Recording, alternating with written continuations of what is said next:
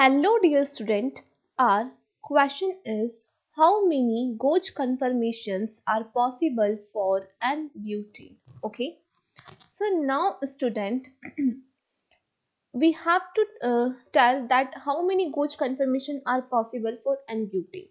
तो सबसे पहले अगर हम बात करें this is the structure of n butane CH3 CH2 CH2 CH3 okay.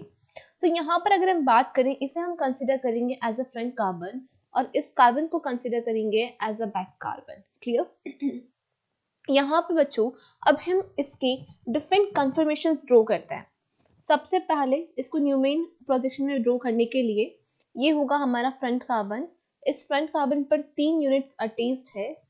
First one is CH3 hydrogen hydrogen.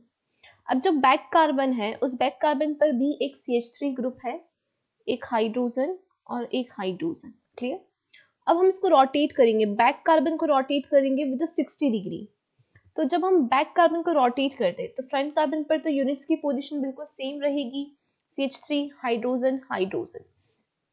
Back carbon को रोटेट करने पर यहाँ आ जाएगा हमारे पास CH3 और हाइड्रोजन इस तरफ, हाइड्रोजन इस तरफ. ठीक है. फिर से हम इसको 60 डिग्री एंगल से रोटेट करेंगे. अगर हम इसे फिर से रोटेट करेंगे तो फ्रंट कार्बन पर ग्रुप्स की पोजीशन बिल्कुल सेम, बैक कार्बन को ही हम रोटेट किए जा रहे हैं. तो CH3 यहाँ आ जाएगा, हाइड्रोजन और ये हाइड्रोजन. अब हम फिर से 60 डिग्री से इसको रोटेट करेंगे.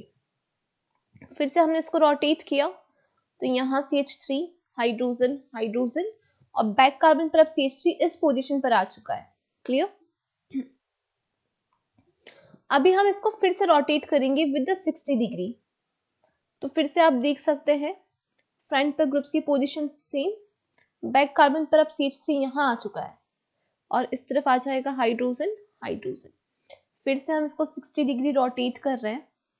तो 60 डिग्री रोटेट करने पर इसे CH3 हाइड्रोजन हाइड्रोजन यहाँ आ चुका है अब CH3, this hydrogen and this hydrogen. अगर हम इसको फिर से 60 डिग्री रोटेट करेंगे तो अब क्या हुआ है, अब हमें एग्जैक्ट वापस से वही कंफर्मेशन मिलेगा जो जहां से हमने बिल्कुल स्टार्ट किया था. This is CH3 here, hydrogen hydrogen. Clear. अब हम इन कंफर्मेशंस के नेम देखते हैं. तो बेसिकली स्टूडेंट यहाँ पर जब CH3 और CH3 के बीच में एंगल 0 डिग्री है तो इसे हम कहेंगे फुली एक्लिप्स्ड फॉर्म. ओके. यहाँ आप देखेंगे कि यहाँ पर जब CH3 और CH3 के बीच में एंगल 60 डिग्री है तो इसे हम कहेंगे गोच कन्फर्मेशन. यहाँ जब CH3 और हाइड्रोजन के बीच में एंगल कितना है 0 डिग्री तो इसे हम कहेंगे partial एक्लिप्स्ड.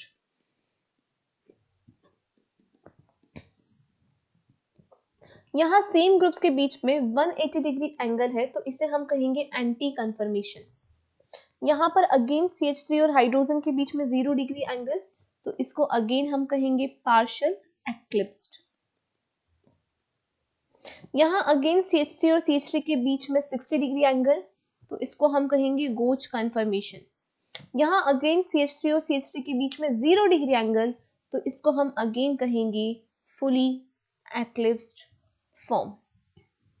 So the question was how many gauge conformations are possible for n-butane. You can see this is the first gauge conformation and this is the second gauge conformation.